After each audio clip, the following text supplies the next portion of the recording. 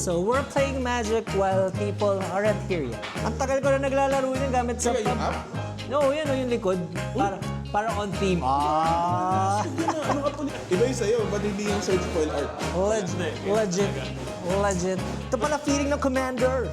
Iwas siya ng draw 7, tapos balik, tapos break ka na naman, tapos usually pag casual naman, di na kayo nag-minus 1 card, di ba? Mananalo ako gamit ang aking pink sleeves. Let's go.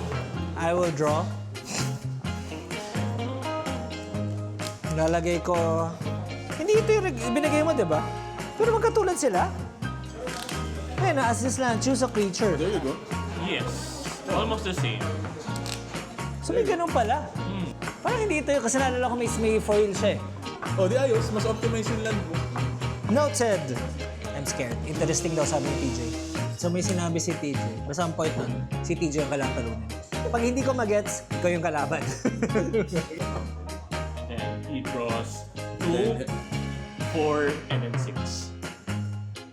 Dito nagtatapos ang pagsasama namin. Pero loop na to eh. You can draw your whole deck. Akala ko social game. So, nangyari po, si TJ nananalo habang binabasa ko pala yung cards ko. Hindi ko sinasadya. Ang sinasabi ng mga taong... Joke. Land lang si Jay. Land lang. Ako, masaya na ako. Nag-play ako ng walang kulay yung lands ko. Eh, no, yung game 1 namin, wala pa, oh.